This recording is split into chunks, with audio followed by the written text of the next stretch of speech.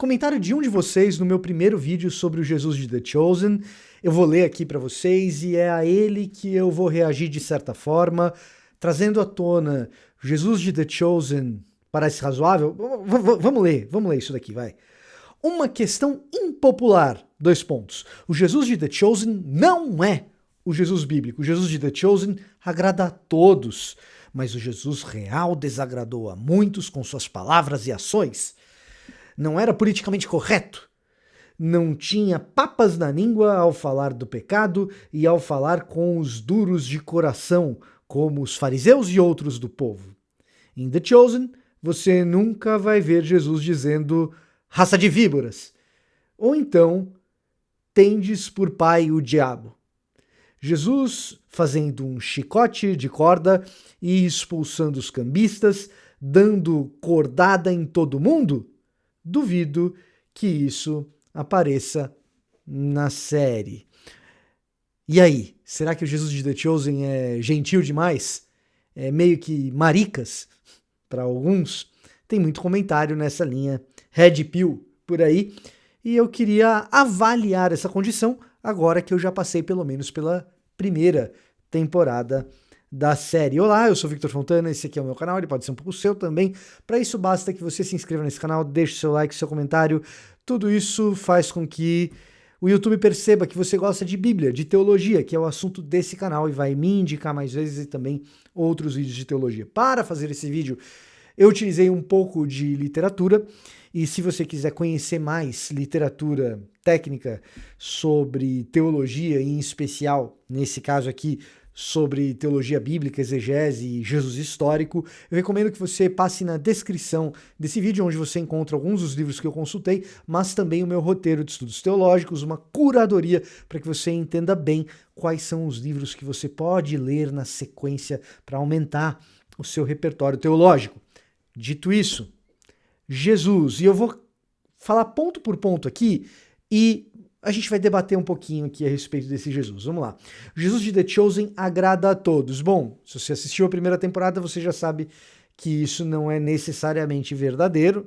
Aliás, não é verdadeiro, ele não agrada a todos, mas vamos continuar.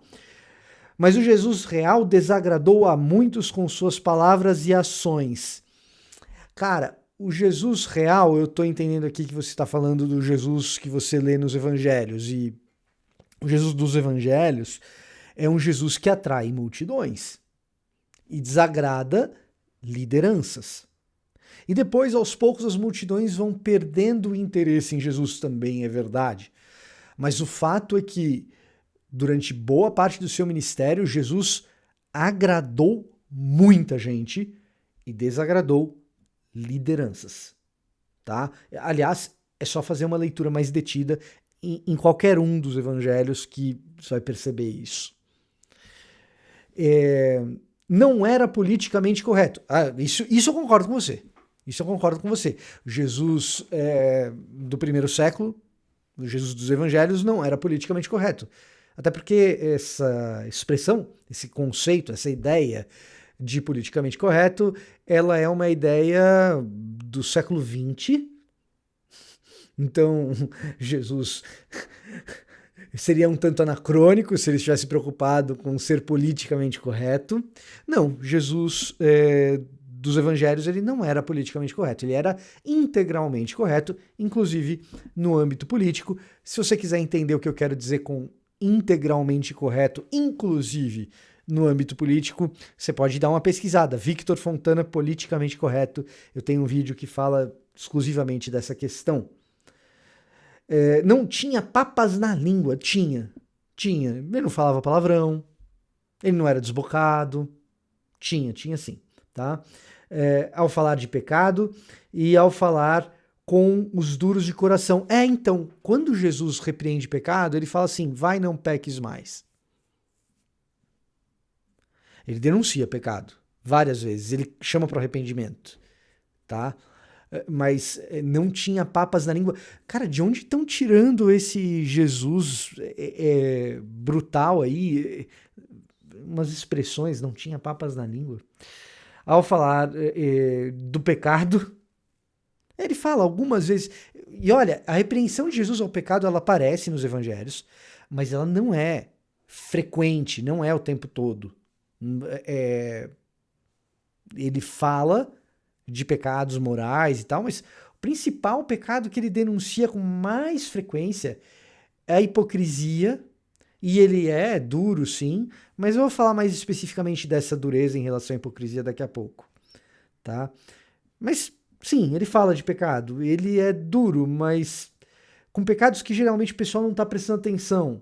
E com os típicos pecados morais, ele diz, vai, não peques mais. Ele é visto comendo com prostitutas, com beberrões. Então, realmente, alguém que é visto comendo com prostitutas e beberrões, como relatam os evangelhos, ele não é exatamente politicamente... como é que eu posso dizer? Não é que ele não é politicamente correto, mas ele não é politicamente candidato, né? E isso ele não era mesmo. Como fariseus e outros do povo. Em The Chosen você nunca vai ver Jesus dizendo raça de víboras. Bom, nunca vai ver? Não sei. A série tá aí. Talvez... Eu não vi as 2 últimas temporadas, então pode ser que tenha isso. Ou então...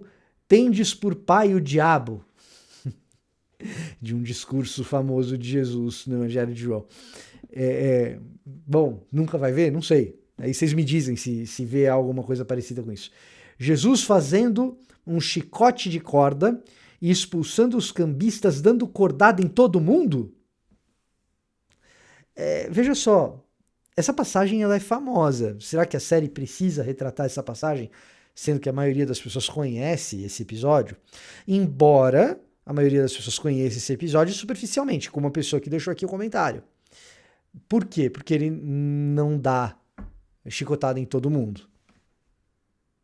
Ele afasta os cambistas.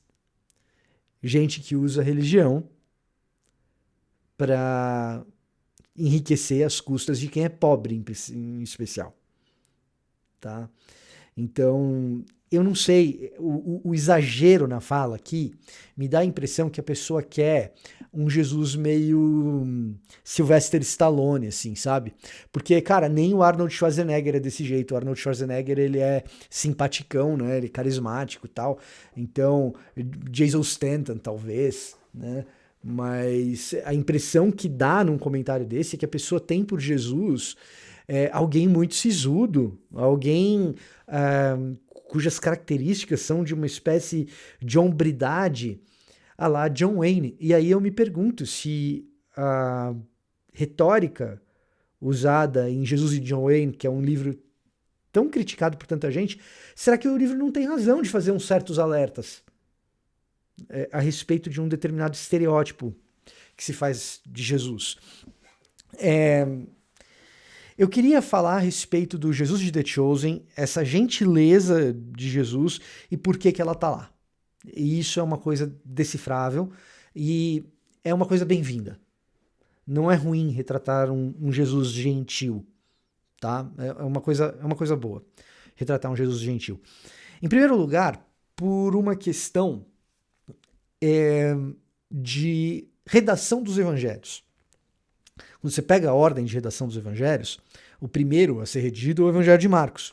O Evangelho de Marcos mostra, assim, Jesus irado uma vez e que ele é gentil na resposta de ira dele. Mostra, assim, alguns confrontos polidos, mais duros com fariseus. Duros, mas polidos. Mostra, o Evangelho de Marcos está ali, ele faz isso. No capítulo 7, por exemplo, ele faz isso. Mostra Jesus sendo duro, especialmente com os discípulos. Especialmente com os discípulos quando esses fazem coisas fora do eixo do que se esperaria, inclusive, do discípulo de um rabi, de um discípulo de um rabino. Embora o judaísmo rabínico não tenha começado ainda no período de Jesus, rabis, mestres, tinham lá os seus discípulos, e esses de Jesus eram um tanto mais rudimentares do que a maioria. Então tem os episódios com as crianças, que os discípulos afastam as crianças, tem um episódio de uma pessoa que está tirando o demônio em nome de Jesus, e então eles pedem para parar e Jesus os repreende. Então tem episódios em que Jesus é duro, sim, em especial com os seus discípulos. Agora, nenhuma vez com essa violência aparente que está descrita nesse tipo de comentário aqui, tá? Nesse exagero, nesse tom, como se esse tom desse Jesus fosse o preponderante em todo o seu ministério. Quando a gente vai pegar dos evangelhos, imaginar um Jesus, e o que a série está fazendo é imaginar outras histórias para além dos evangelhos, a partir do Jesus que eu imaginei lendo os evangelhos, quando a gente vai fazer esse exercício, no fundo, a gente está fazendo um exercício de busca pelo Jesus histórico, tá? A ideia é buscar quem era o Jesus por trás desses evangelhos e imaginar que tipo de pessoa ele era. E esse é um exercício básico aí de jornada, de busca por um Jesus histórico. E a primeira busca pelo Jesus histórico, lá do século XVIII, do século XIX, ela se encerra no início do século XX com a publicação de uma obra chamada A Busca pelo Jesus Histórico. E por isso, por causa dessa obra, A Busca pelo Jesus Histórico, a gente tradicionalmente passou a tratar essa disciplina do Jesus histórico como dividida entre buscas, geralmente 3. Tem alguns vídeos aqui no canal também sobre isso, que é uma divisão arbitrária, artificial, mas Albert Schweitzer, quando ele escreve A Busca pelo Jesus Histórico de Reimarus of Wrede, ele tenta mostrar que a primeira geração de pesquisadores que tentam fazer biografias de Jesus a parte dos evangelhos, olha que coisa similar com The Chosen, esses primeiros pesquisadores, eles no fundo, eles não estão escrevendo a respeito de Jesus, ou de um Jesus criticamente avaliado e cientificamente, historiograficamente trazido à tona, a partir de critérios objetivos que chegariam ao verdadeiro Jesus. Não é isso que eles estão fazendo. Schweitzer critica esses pesquisadores porque ele diz que, no fundo, esses pesquisadores eles constroem um Jesus histórico à sua própria imagem e semelhança, ou seja, cada um desses pesquisadores, desde o Reimarus até o William Wrede, quando eles vão traçar a biografia de Jesus, o Jesus que eles biografam não é o Jesus de verdade ou o Jesus real, é um Jesus parecido com eles mesmos. E então, numa cultura extremamente polarizada como é a nossa, parece que os nossos exercícios de reconstruir o Jesus que a gente vê nos evangelhos e que a gente tenta lembrar deles, porque ninguém tem os 4 evangelhos inteiros na cabeça o tempo todo. A gente lê e faz uma espécie de síntese de quem é Jesus. Quando, no mundo extremamente polarizado que a gente está, tenta fazer esse tipo de reconstrução, esse mundo polarizado acaba repetindo o erro dos primeiros pesquisadores do Jesus histórico. Ou seja, tentar buscar um Jesus que pareça com aquilo que a gente quer que Jesus seja e não com quem Jesus é. Então, se eu quero um Jesus que resgate uma certa masculinidade viril e talvez violenta, eu vou lembrar só dos episódios violentos que são escassos no relato evangélico. São poucos, na verdade, é só o episódio da purificação do templo. E é esse, tá? É só o episódio da purificação do templo.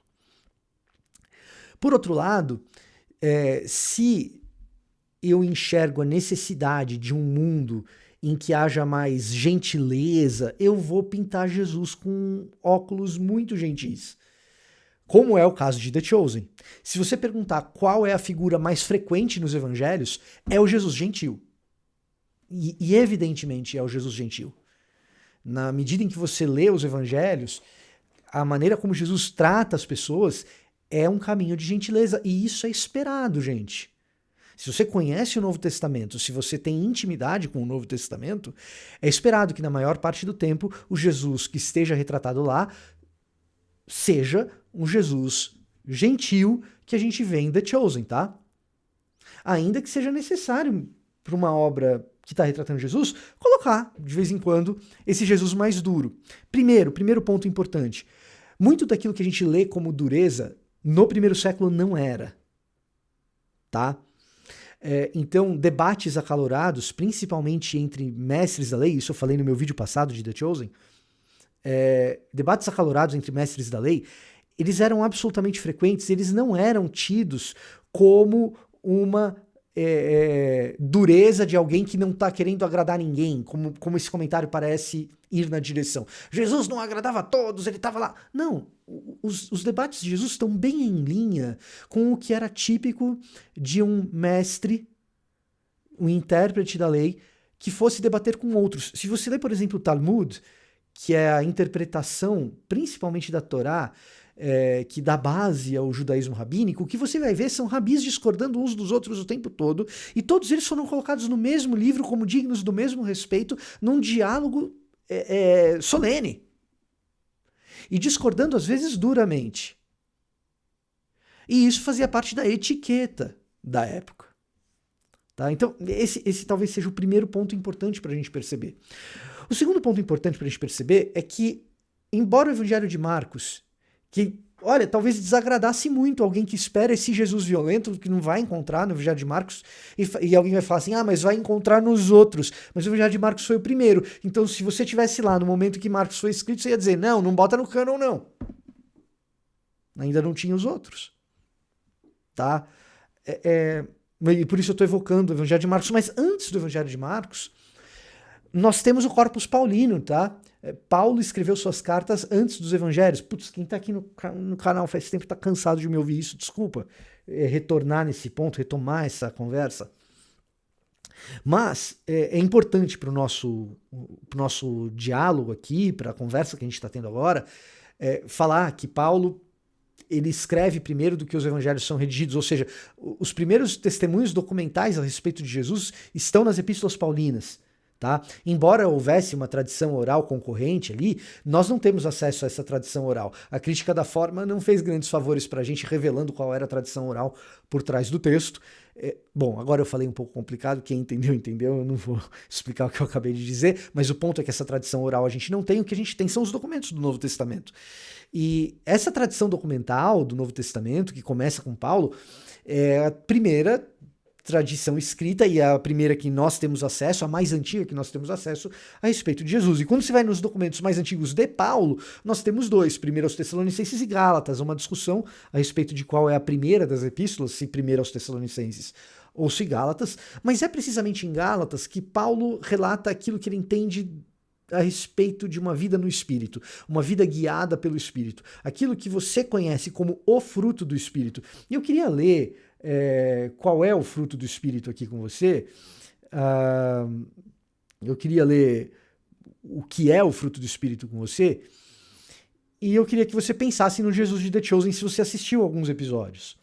Então, o fruto do Espírito, ou melhor, entretanto, o fruto do Espírito é amor, alegria, paz, paciência, amabilidade, bondade, fidelidade, mansidão e domínio próprio. Amor, alegria, paz, paciência, amabilidade, bondade, fidelidade, mansidão e domínio próprio. Esse é o fruto do Espírito, essa é a consequência de uma pessoa que vive pelo Espírito, assim que ela frutifica. Uma árvore que tem o Espírito dá frutos. E que tipo de fruto dá essa árvore? Amor, alegria, paz, paciência, amabilidade, bondade, fidelidade, mansidão e domínio próprio.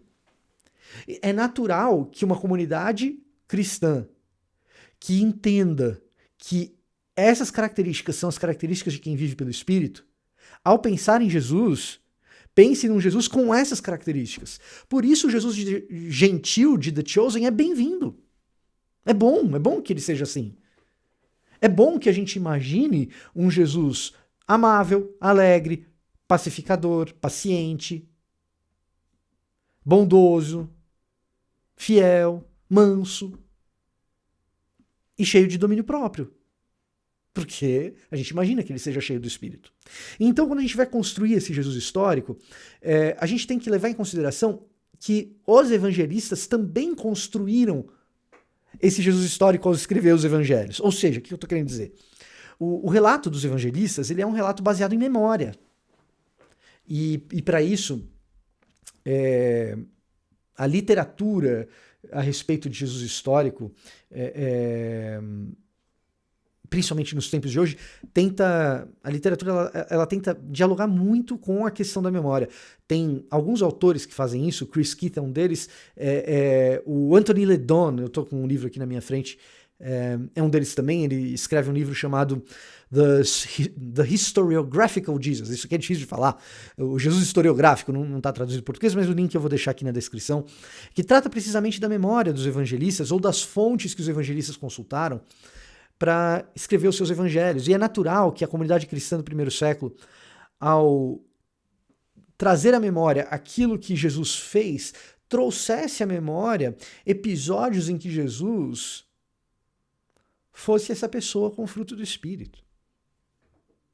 Tá? E, portanto, um Jesus muito gentil, ele está mais próximo do Jesus dos evangelhos do que um Jesus muito beligerante ou muito revolucionário. E às vezes numa sanha conservadora, e veja só, eu sou conservador. Agora, é diferente ser conservador e ter uma sanha conservadora. Às vezes numa sanha conservadora, de fazer tudo parecer muito viril, e talvez muito violento, a gente acaba encontrando o outro extremo na ferradura, sabe? São tão distantes que acabam se encontrando e a gente acaba pintando um Jesus revolucionário. Revolucionário no sentido político. Que era tudo aquilo que os outros messias do primeiro século eram ou queriam ser. E que Jesus não foi. O segredo marcano do William Wrede, que o Schweitzer critica, é o que sobrou da teoria do Wrede e povoou o pensamento dos estudiosos aí do século XX. A ideia de que Jesus não se revela por inteiro logo de cara, precisamente, ou possivelmente, para evitar uma revolução. A gente não quer um Jesus revolucionário. Então, é fato de que um retrato de Jesus precisaria ter esses episódios, especialmente o da purificação do templo. Aliás, o livro do Michael Barber, que é um desses caras que usa a questão da memória para traçar um Jesus historiográfico, histórico, Jesus e o templo, vai estar aqui na descrição também.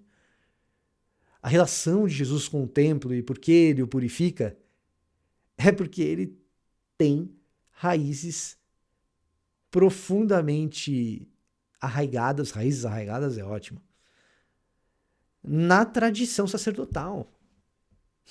Ou seja, não era um revolucionário. Ele estava preservando o que o templo deveria ser. Tá?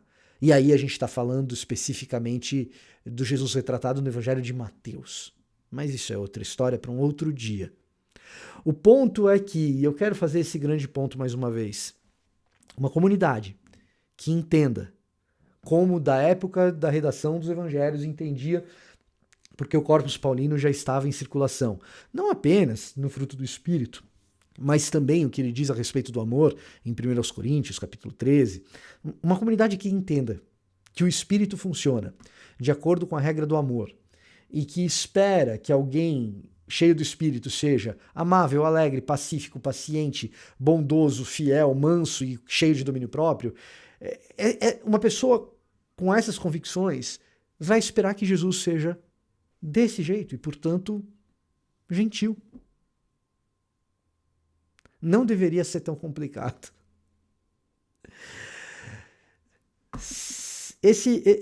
Em outras palavras, se há motivos para criticar The Chosen, eu não acho que esse seja o mais razoável.